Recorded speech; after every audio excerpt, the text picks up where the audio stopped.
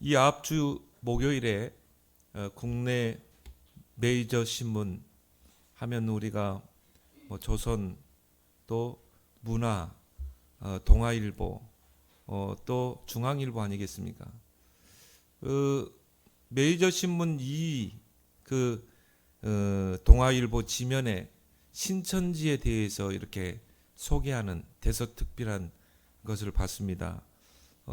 얼마 전에 11월 20일에 대구 스타디움에서 10만 명 신천지 수료식이 있었습니다. 정확하게 10만 6,186명. 거기에 대한 기사를 이렇게 기록을 했어요.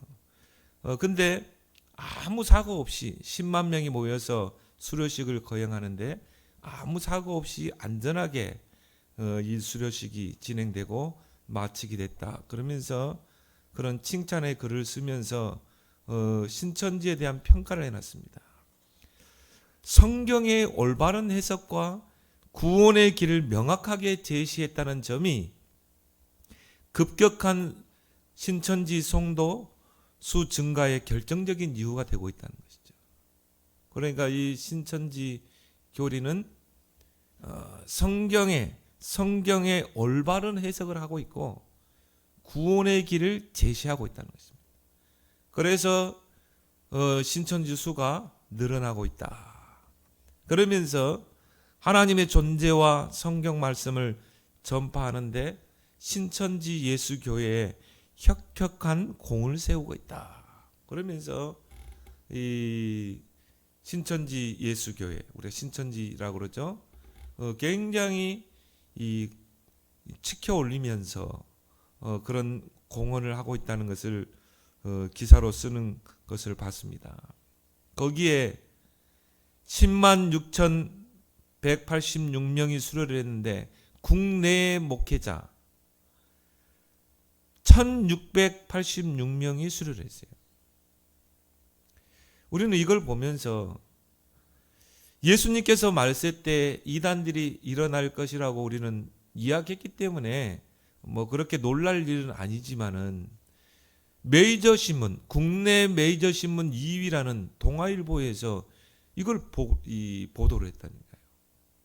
이 신천지 교리는 올바른 성경을 해석하고 있다는 것입니다. 그리고 또 구원의 길을 제시하고 있다는 것이죠. 그러면서 이 신천지를 이단을 기독교의 한 부류로 올려놨어요.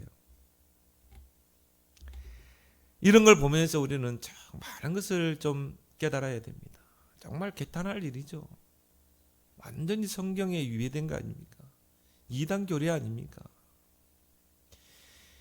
데살로니가서 2장 3절에 누가 어떻게 하여도 너희가 미혹되지 말라. 먼저 배교하는 일이 많이 일어나겠고, 이제 말세 때가 되면 예수님이 말씀하셨듯이 이런 적그리스도 또 거짓 선지자 이단들이 많이 일어날 것입니다. 지금 우리 시대에 그렇습니다.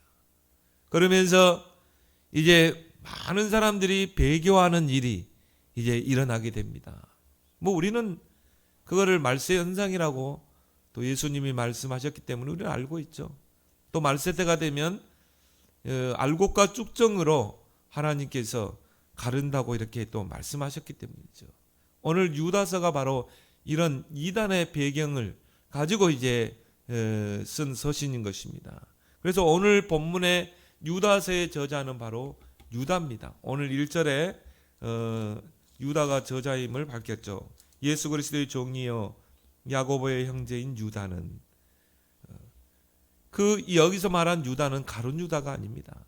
바로 예수님의 육신의 동생이에요. 그리고 야고보가 바로 그 형제인 것입니다. 그 유다가 이 유다서를 이제 교회에 쓰면서 초대교회에 들어온 그 이단들과 이단 교리에 교인들이 미혹되지 않고 바른 진리의 복음 안에서 설 것을 권면하는 그런 내용의 글이 바로 유다서입니다. 그럼 우리가 오늘 이 본문을 통해서 우리가 꼭 이 말세 시대, 이런 진리가 분별되지 않는 시대, 이단들이 창궐하는 이 시대에 우리는 어떤 자세를 가져야 되는가? 첫 번째 뭡니까? 믿음의 도를 위하여 힘써 싸우라. 오늘 3절에 사랑하는 자들아 우리가 일반으로 받은 구원에 관하여 내가 너에게 편지하라는 생각이 간절하던 자에 성도에게 단번에 주신 믿음의 도를 위하여 힘써 싸우라는 편지로 너희를 권하여야 할 필요를 느꼈으니, 이 서신을 써서 보내야 될 필요를 느꼈다. 왜냐? 이런 이단들이 가장 많이 하는 게 구원관을 흔들어 버리거든요.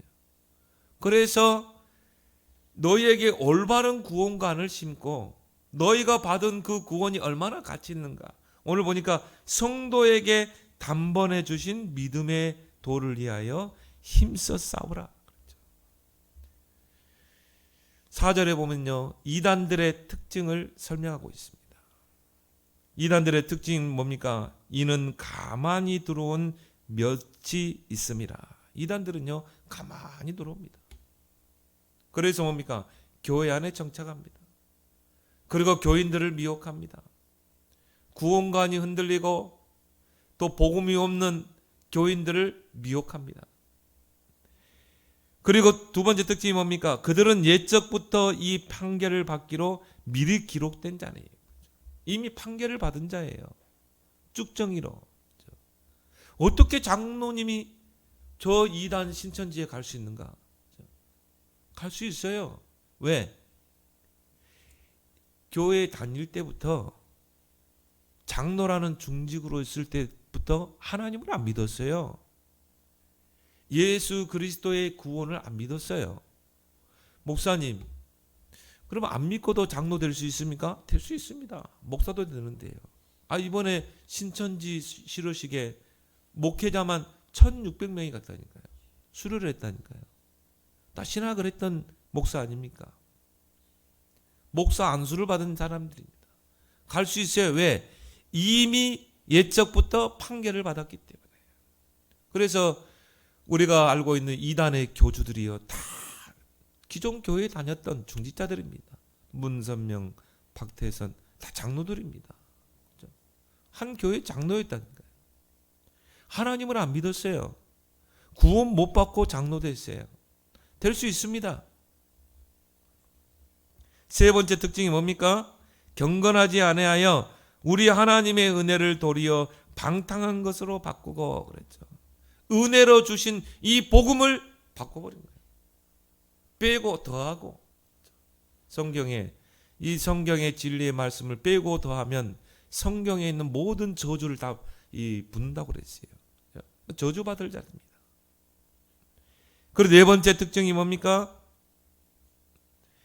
홀로 하나이신 주제 곧 우리 주 예수 그리스도를 부인하는 자니. 홀로 하나이신 주제란 말은 뭐죠? 오직 유일한 구원의 길이라는 것입니다. 주 예수 그리스도를 부인하는 자니. 예수가 그리스도, 예수가 구원자라는 그 사실을 부인하는 자니. 예수님이 십자가에서 다 이루었다. 구원을 다 이루었어요. 구원을 다 완성하셨던 증거가 3일 만에 부활하신 것입니다. 그런데 이단들의 특징이 뭡니까? 다 이루지 못했다는 것이죠. 예수님은 십자가의 영적인 구원을 이루고 육적인 구원을 이루지 못한다는 거예요. 그래서 십자가에 비참하게 죽었다는 것이죠. 그런데 우리는, 복음 가지는 우리는 어떻게 합니까? 예수 그리스도의 십자가의 희생은 모든 죄의 권세, 지옥 권세를 깨뜨리고 완전한 구원을 이루신 승리의 죽음인 것입니다. 그런데 이단들은 뭐라고 그럽니까? 예수님은 완전한 구원을 이루지 못했다. 그래서 예수님이 보혜사를 약속하신 것이다. 재림주를 약속하셨다. 그래서 그 재림주가 오셔야 마지막 구원이 완성된다.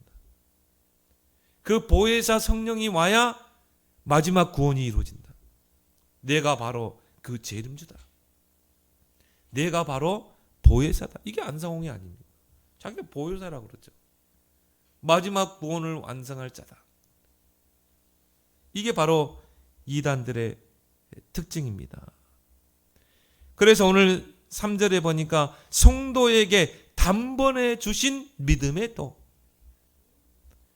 가톨릭 교인들에게 구원 받았습니까? 여쭤보세요. 뭐라고 합니까? 구원을 그렇게 쉽게 받나요? 내가 선행도 하고 노력도 하고 공덕도 쌓고 뭔가 이 땅에서 공적이 있어야 구원을 받지 구원을 쉽게 받나요? 그래요. 근데 오늘 본문에는 뭐라고 그랬어요? 단번에 주신 믿음의 도. 하나님이 우리에게 주신 구원은 단번에 주신 것인 줄 믿습니다. 우리가 뭐 선행을 하고 공덕을 쌓고 저 등산 산에 가보면요 막 탑을 쌓는 것처럼 돌탑을 쌓는 것처럼 그렇게 공덕을 쌓고 공적을 쌓아서 우리가 구원받습니까? 아닙니다. 단번에 주신 구원인 줄 믿습니다. 그래서 이 이단들은요 구원관을 흩뜨립니다. 구원관을 뒤흔듭니다. 그래서 성도들을 미혹합니다. 구원의 확신 없는 성도들을 미혹합니다. 근데 가톨릭 교인만 그렇습니까?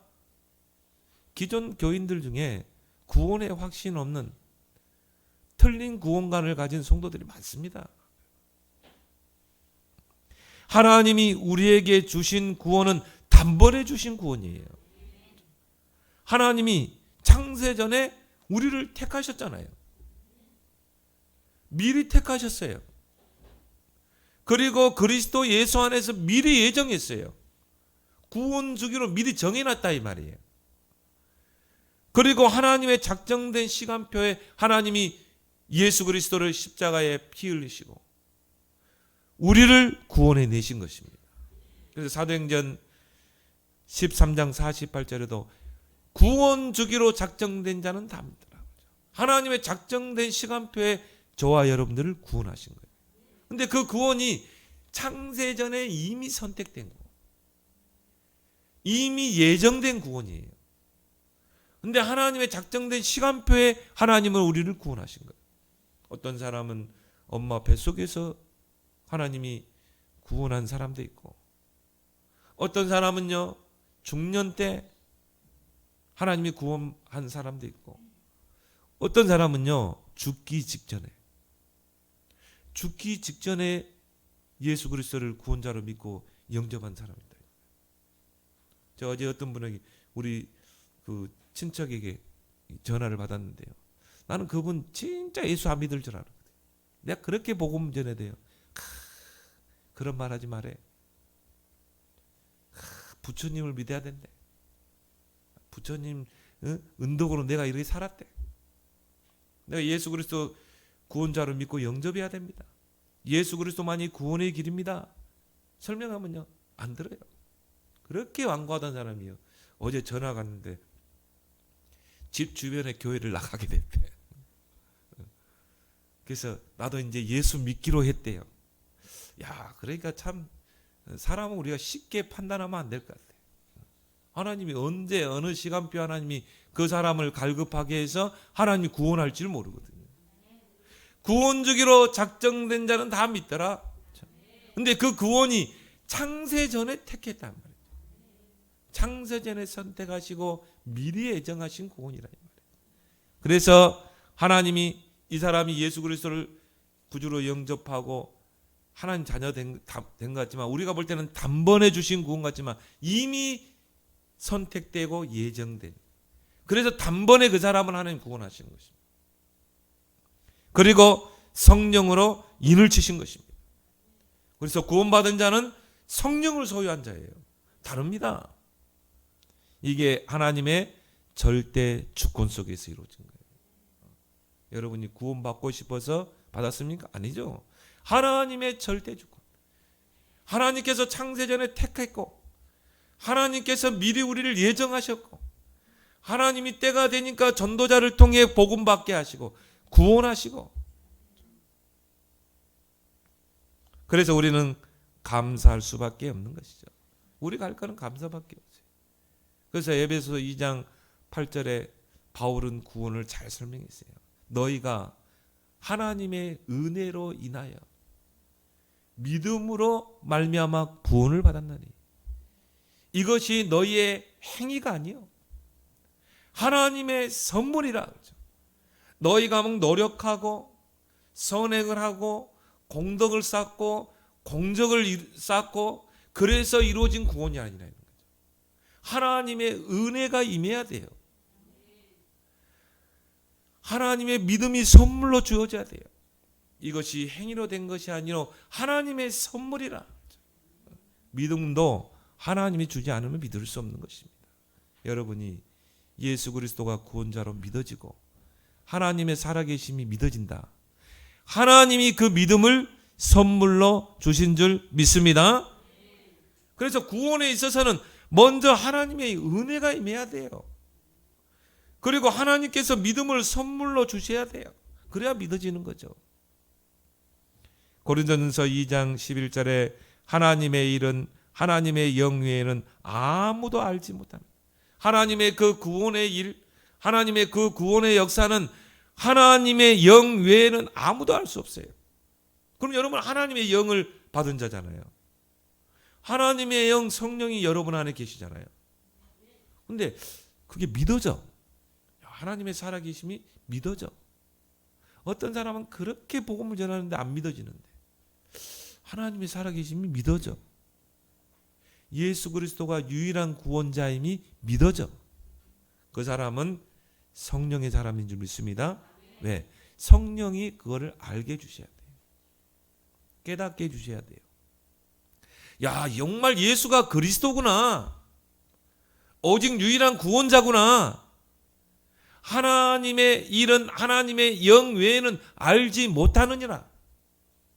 여러분 안에 계신 성령이 그거를 알게 해주셔야 돼요. 그래서 구원 이전에 이미 성령이 우리에게 임한 것입니다. 믿습니까? 성령이 우리에게 하나님의 영이 임해야 하나님이 믿어지는 것입니다. 예수 그리스도가 구원자로 믿어지는 거예요. 그때 어떻게 합니까? 예수님을 내 인생의 구원자로 모셔드리는 거죠. 그게 영접이에요. 이 모든 것이 하나님의 전적인 은혜로 된 것입니다. 그래서 이사야 9장 7절에 만군의 여호와의 열심히 이를 이루리라.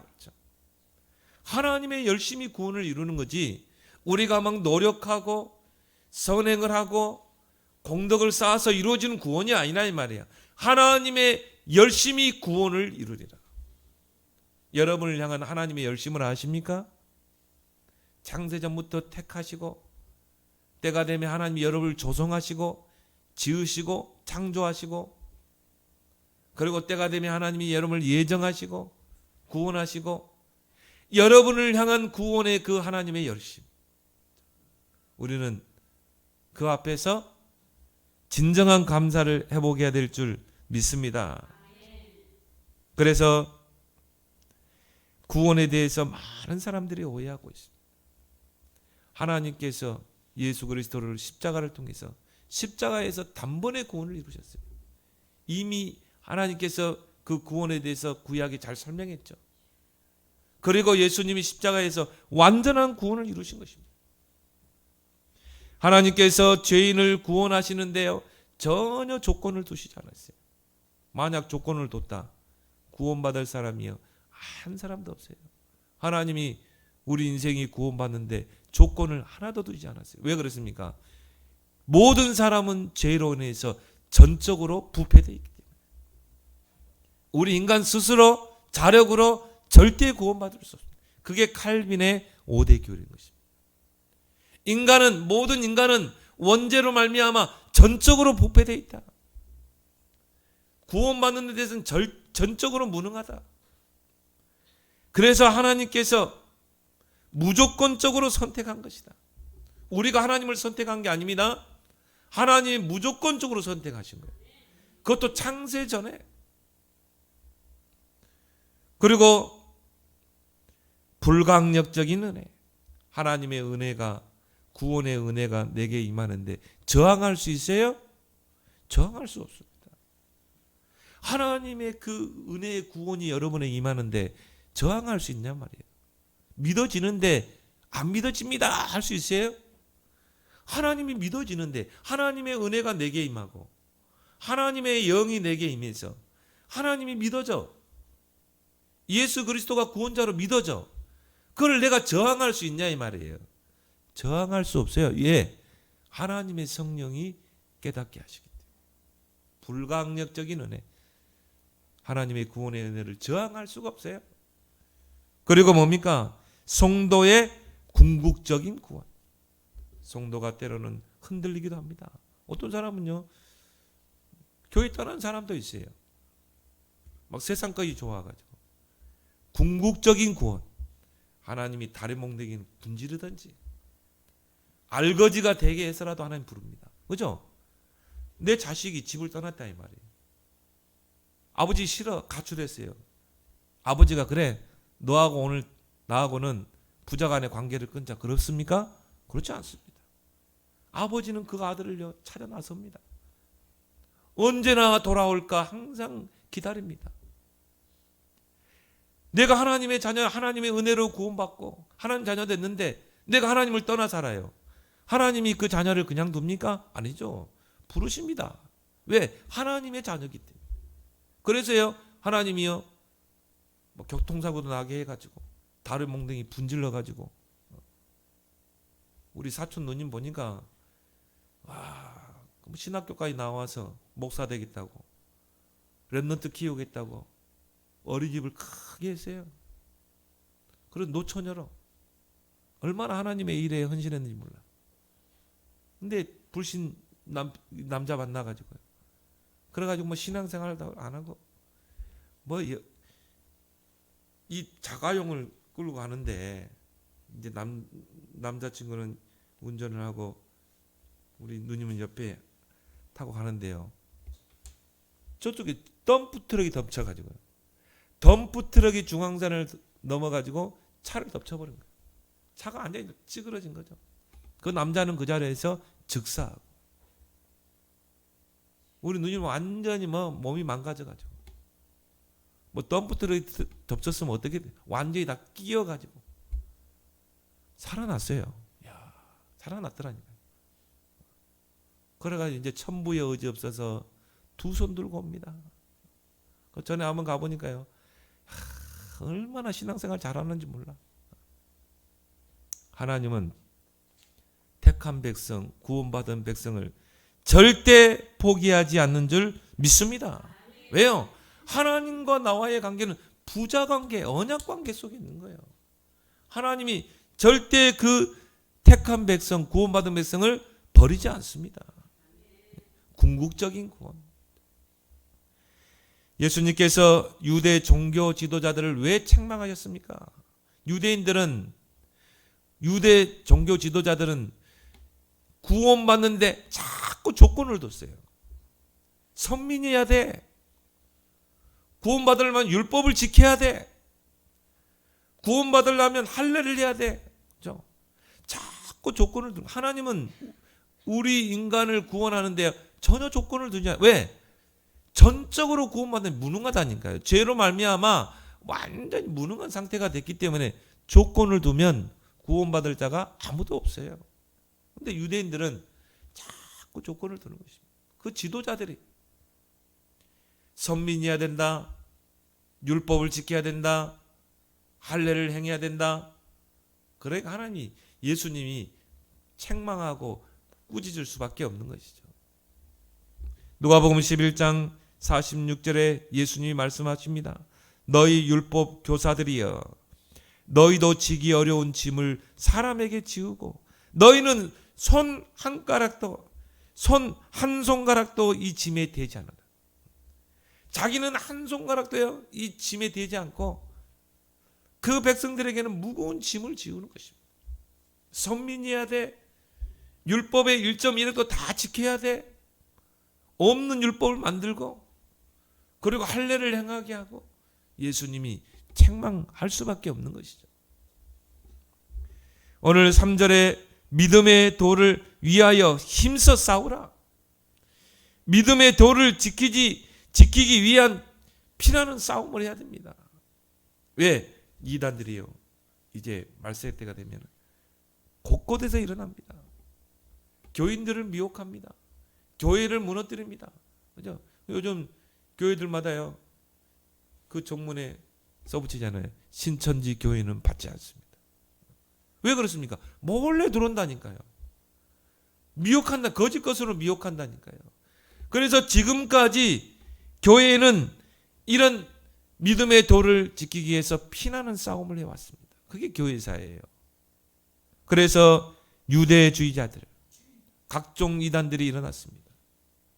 그들과 싸웠습니다. 그래서 이 복음을 지금까지 지켜왔어요. 초대교회 때부터 이런 이단들이 많이 일어났습니다. 교회를 얼마나 혼란스럽게 했는지. 이게 요한 1서, 2서, 3서 우리가 읽었죠? 그리고 유다서, 요한계시록에 이단들이 본격적으로 활동합니다. 그래서 초대교회 이단들 중에 에비온파는요, 우리가 예수 그리스도만 믿어서 구원받는 게 아니라 율법도 지켜야 된다. 유대주의 사상을 그대로 가지고 돌아왔어요. 지금도 그런 이단들 많습니다. 이단 아닌 이단들이 많아요. 우리는 그렇죠. 오직 예수 그리스도를 믿음으로 구원받는다. 그들은 기독교인이라 하면서요, 율법을 지켜야 된다. 저는 그걸 이단 아닌 이단이라고. 영지주의자들은요, 예수님의 인성을 부인했어요. 그들은 이혼론이죠. 영적인 것은 선하고 육은 악하다. 어떻게 그 신성한 하나님이 인간의 몸을 입고 오셨냐, 이 말이죠. 인성을 부인했습니다. 초대교회를 가장 괴롭힌 대표적인 이단이죠. 말시온파 똑같이 예수님의 인성을 부인했습니다. 그리고 성경의 구약을 정경으로 보지 않았어요. 그리고 몬타누스파 체험적인 신앙, 불건전 신비주의, 누구에게 계시를 받았다, 위험한 이단입니다. 아리우스파 예수님의 신성을 부인한 자들이죠. 그래서 이런 많은 이단들이 일어났어요. 그래서 그때 교회가 이 성경이 제대로 이게 정경화되지 않았기 때문에 이단들이 계속 늘어나. 그때부터 정경화 작업을 한 것입니다. 여러 가지 사회에서 나온 그런 사본들, 그런 것들을 조합해 가지고 성경 66권을 이제 정경화한 것입니다. 그래서 우리는 하나님의 말씀, 그 말씀 위에 우리의 신앙을 굳게 세워야 될 줄 믿습니다. 오늘 20절에 말씀하고 있습니다. 사랑하는 자들아, 너희는 너희의 지극히 거룩한 믿음 위에 자신을 세워라. 거룩한 믿음 위에, 거룩한 복음 위에 너희 자신의 신앙을 굳게 세우라는 것입니다. 왜요? 말세 때가 되면요, 이단들이 계속 일어납니다. 지금 신천지가 지금 계속 2년 동안 교회는 잠잠했다니까요. 다 비대면 예배 드렸다니까요. 2년 코로나 이후에 한국 교회 절반이 빠져나갔습니다. 그런데 이단들은 계속 성경 공부한 것입니다. 그렇게 해서 교인들을 미혹한 거예요. 이 코로나 끝나고 나서 11월 20일 날 대구 스타디움에서 10만 신천지 교인들이 수료식을 했다니까요. 거기에 목사만 1600명. 그들은 쉬지 않습니다. 거룩한 믿음 위에 나의 신앙을 굳게 세워라. 왜 이단에게 미혹됩니까? 복음 아닌 다른 것에 신앙을 세우기 때문에 그래요. 그러니까 미혹되는 것입니다. 마태복음 7장에 예수님께서 두 가지 비유를 하죠. 모래 위에 세운 집, 반석 위에 세운 집. 모래 위에 신앙의 집을 지으면 어떻게 됩니까? 홍수가 나면 다 휩쓸려 갑니다. 반석 위에 신앙의 집을 세우면 흔들리지 않습니다. 그 반석은 예수 그리스도 복음인 줄 믿습니다. 우리 여기 장단한 성도님 있지만요, 참 축복된 분이에요. 왜? 시작을 복음으로 시작했거든요. 예수는 그리스도, 모든 문제 해결자. 이 복음, 알파요 오메가인 이 복음을 끝까지 붙잡고 가길 바랍니다. 그래서 우리 이제 성탄절 때요, 세례식을 하려고 그래요.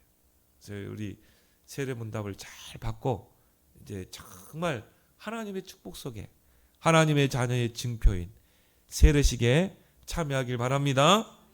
얼마나 큰 축복입니까? 반석 위에 세워진 집은 흔들리지 않는다니까요. 왜? 그 기초를 반석에 뒀기 때문에, 복음에 뒀기 때문에. 초대교회가 그 핍박 속에서도 흔들리지 않고 어떻게 세계복음 하세요? 전 교인들이 138 오직 그리스도의 복음, 오직 하나님 나라의 방향 맞추고, 전 성도가 오직 성령 충만 속으로, 하나님이 그 교회 오순절에 그 역사와 함께 세계복음화를 이뤘잖아요. 반석 위에 내 교회를 세우리라. 베드로가 주는 그리스도시요 살아계신 하나님의 아들이십니다, 이 고백을 할 때 내가 너의 그 반석 위에 내 교회를 내가 세우겠다고 그랬어요.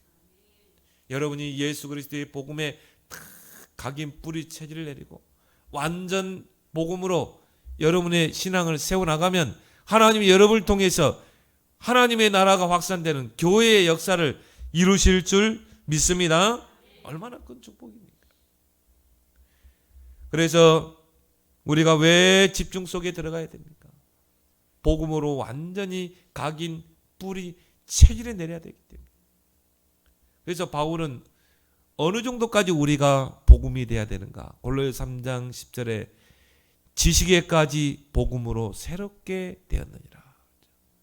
복음 하는데요, 말은 복음인데 지식이 복음이 안 된 사람 많아요. 지식에까지 완전 복음이 되길 바랍니다. 그래야 여러분이 다른 사람을 살릴 수 있잖아요. 그래서 정말 이 말세지 말에 이단들이 창궐하는 이때 믿음의 도를 위하여 힘써 싸우고 여러분의 신앙을 이 복음에 세워나가는 여러분 되길 바랍니다. 두 번째 뭡니까?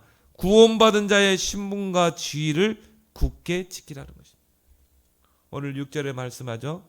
또 자기 지위를 지키지 아니하고 자기 처소를 떠난 천사들을 큰 날의 심판까지 영원한 결박으로 흑암에 가두셨으며. 자, 자기 지위를 지키지 아니하고 자기 처소를 떠난 천사가 누굽니까? 사단입니다. 마귀입니다. 오늘 여기 보면 지위, 처소 그런 말이 나왔죠. 자기 지위를 지키지 아니하고 자기 처소를 떠난 그 천사, 물론 사탄을 말하죠. 사탄은 자기의 위치를 지키지 않은 자예요. 자기의 처소를 떠난 자입니다. 에스겔 28장에 보면 원래는 천사였죠. 그룹들 위에 있는 자였습니다. 그리고 기름 부음을 받은 그룹이에요. 그리고요, 이 천사가 창조될 때 비파와 수금이 예비되어 있어요. 그래서 아마 좀 제 생각에는 좀 등급이 높은 천사였던 것 같아요. 그룹이라는 칭호가 나오니까 그게 원래 타락하기 전 이 천사의 위치고 지위고 처소였어요. 얼마나 큰 축복입니까? 근데 이 천사가 자기 위치를 놓쳐버린 것입니다. 자기 지위를 지키지 않았어요. 자기의 처소를 떠난 것입니다. 그래서 어떻게 했습니까? 교만해가지고 하나님을 대적하게 되죠. 3분의 1의 천사를 타락시키죠. 그게 바로 사단이요 마귀인 것입니다. 이단들이 바로 이런 자들이에요. 교회 안에서 집사로, 권사로, 장로로 얼마나 큰 그런 위치에 있습니까? 그런데 그걸 떠나서 자기 처소를 떠난 자들이라. 그러니까 신천지에 가는 것입니다. 어떻게 장로가 신천지에 갑니까? 자기 지위를 지키지 않은 것입니다. 자기 처소를 떠난 자들인 것입니다. 여러분, 신분에 따라서 지위와 위치가 달라져요. 대통령이 됐다. 그 지위가 있죠. 군 통수권자입니다. 그리고 대통령에는 위치가 있어요. 아무데나 대통령이 다닙니까? 아니죠. 대통령은 나라의 대표자입니다. 그리고 통치자예요. 그래서 대통령이 자기 스케줄대로 움직입니다. 대통령이 움직일 때는요, 미리 교통 다 통제합니다. 그리고 어느 장소에 가게 되면 모든 건물마다 다 경찰들이 투입됩니다. 왜? 저격당할 수 있어요. 그게 대통령의 지위예요. 그게 대통령의 위치입니다. 윤석열 대통령이 검찰총장으로 있을 때는 그냥 검찰청 다니고 검찰청에 있는 식당에서 밥 먹고 그랬어요. 그리고 또 국회에도 나가야 되고 그 청문회도 해야 되고. 근데 대통령이 됐어. 그러면 또 검찰청에 갑니까? 검찰청 지하의 식당에 가서 밥 먹습니까? 아니죠. 이제 대통령의 지위가 생긴 것입니다. 대통령의 그 위치에 맞게 삶을 사는 것입니다. 그게 바로 신분에 따른 지위와 위치인 것입니다. 구원받은 자도 마찬가지입니다. 구원받은 자의 신분에 따라서 지위와 위치가 달라지는 것입니다. 그걸 여러분이 순간순간 확인하길 바랍니다. 요한복음 1장 12절에 영접하는 자 곧 그 이름 믿는 자들에게는 하나님의 자녀가 되는 권세를 주었으니. 여러분의 신분은 뭡니까? 하나님의 자녀. 여러분의 지위는 뭡니까? 하나님의 자녀가 되는 권세. 왕 같은 제사장. 이게 여러분의 지위입니다. 여러분은 왕이라니까요. 그리스도의 이름으로 사단을 결박할 왕. 그리스도의 이름으로 모든 저주 재앙을 물리칠 제사장. 그리스도의 빛을 선포할 선지자. 여러분의 지위. 여러분이 사단에게 농락당하고 그런 존재가 아닌 것입니다. 보호자의 축복을 누리는 자예요. 영적 세계를 움직이는 자입니다. 모든 천사는 하나님이 부르는 영으로 구원받은 성도를 섬기라고 보내심이 아닙니다. 천사들은 구원받은 성도를 섬기는 자입니다. 그래서 히브리서 12장 22절에 보니까 하나님의 도성에 천만 천사를 움직이는 자라니까. 우리가 하나님의 도성은 뭡니까? 하나님의 나라 왕국에 그 천만 천사를 여러분이 기도로 움직일 수 있는 것입니다. 이것이 여러분의 신분에 따른 지위인 것입니다. 창세기 3장에 보면 아담이 그 신분과 지위와 위치를 떠나버렸습니다. 그게 창세기 3장 사건이죠. 뱀의 유혹을 받아 선악과를 따먹은 죄를 범하게 된 것입니다. 그래서 그들이 어떻게 했습니까? 죄가 들어오게 되죠. 벌거벗은 것을 알게 됐죠. 그렇게 해서 어떻게 했어요? 하나님의 낯을 피해서 동산 그 나무 그늘에 숨습니다. 거기에 하나님께서 아담을 부르십니다. 아담아, 아담아, 네가 어디 있느냐? 하나님 몰라서 그렇습니까? 아니죠. 거기에는 많은 것들이 내포되어 있습니다. 아담아, 아담아, 네가 어디 있느냐? 너의 신분이 뭐냐? 너의 권세가 뭐냐? 너에게 준 축복이 뭐냐? 네가 서야 할 그 위치, 너의 지위가 뭐냐? 하나님의 형상으로 지음받은 자, 하나님의 영이 불어넣어진 자, 생명의 축복이 주어진 자, 에덴의 축복이 주어진 자 아닙니까? 다스리고 생육, 번성, 충만, 정복, 다스리는 축복을 가진 자예요. 어마어마한 축복을 줬어요. 하나님의 형상으로 창조했다니. 그런데 그 신분을 떠나서 그 지위를 잃어버린 것입니다. 아담아, 네가 어디 있느냐? 이단 신천지에 가는 자들이요. 왜 목사님이 갑니까? 왜 중직자가 갑니까? 다 기름 부음 받은 임직받은 사람들이 아닙니까? 자기의 지위와 처소를 지키지 않고 떠난 자인 것입니다. 그래서 마태복음 24장 24절에 할 수만 있으면 택한 자들을 미혹하리라. 이단들이 기존 신자를 건듭니다. 택한 자들도 미혹합니다. 그래서 오늘 23절에요.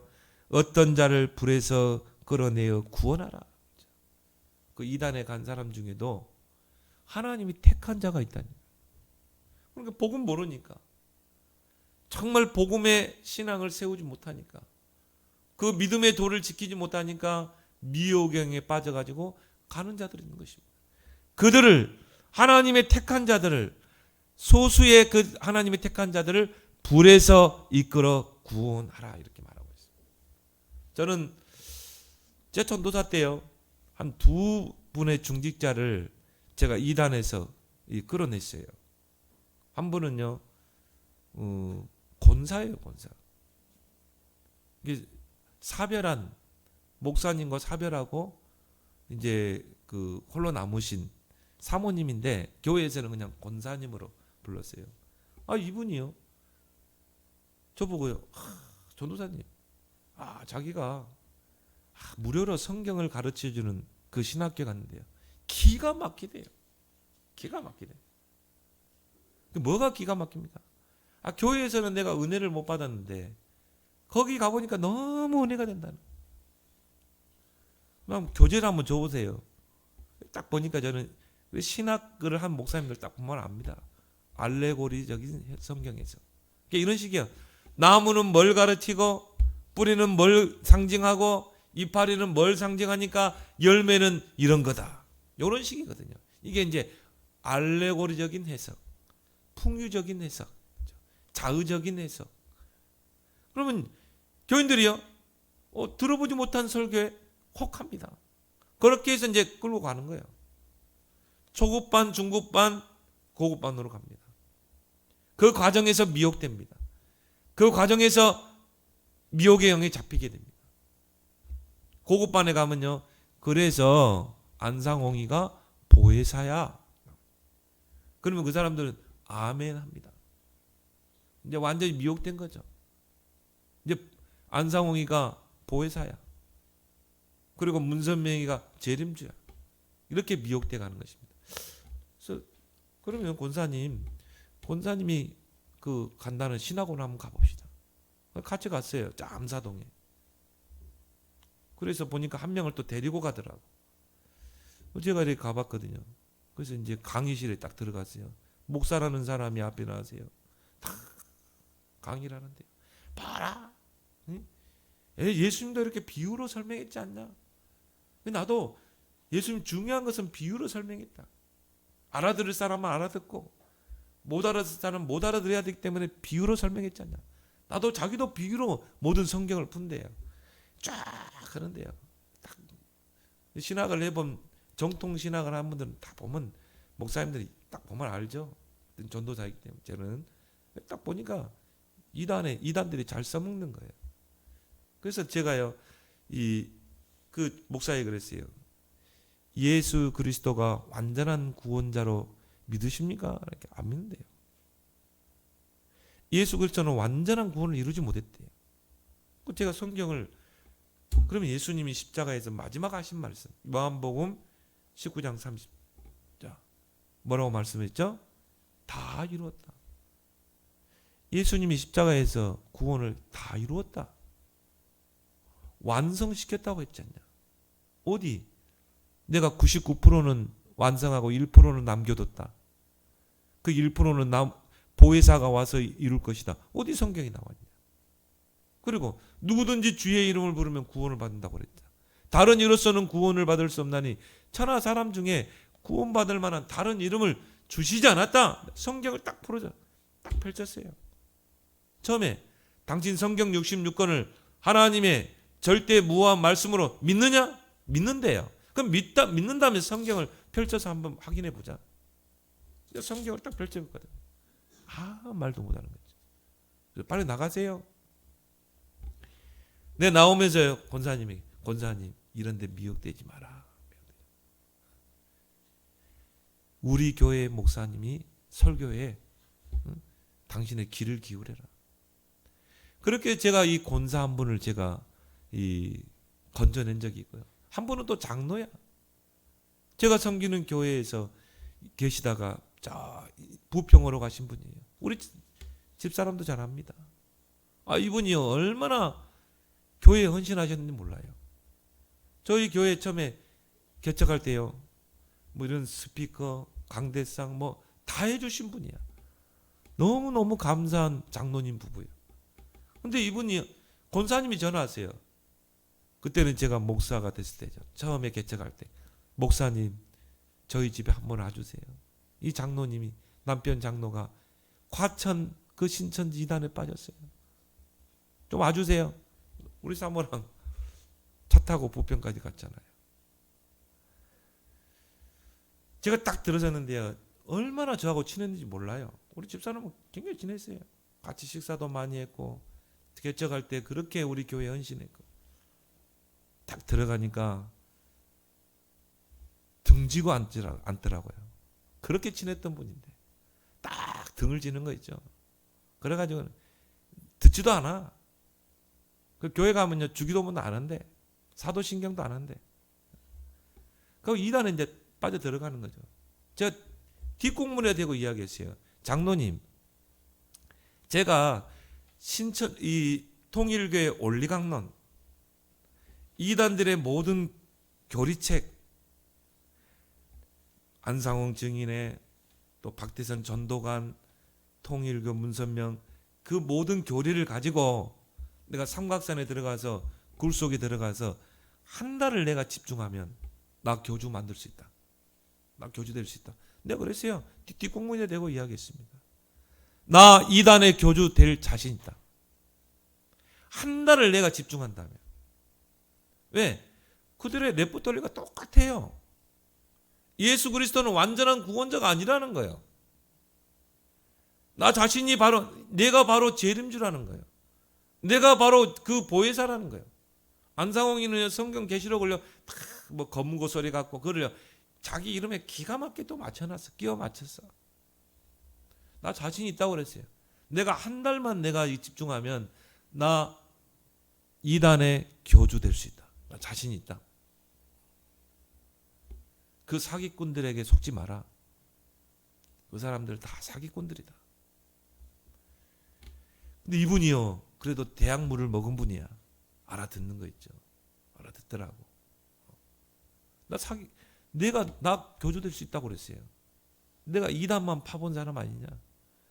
그래서 그분이 그때부터 돌아서게 되고 지금은 저기 이 전라도에 가서 신앙생활을 잘하고 계십니다. 하나님의 택한 자 중에 이런 미혹에 빠진 자들을 불에서 이끌어내라. 자기의 신분과 지위를 떠난 자들. 세 번째는 뭡니까?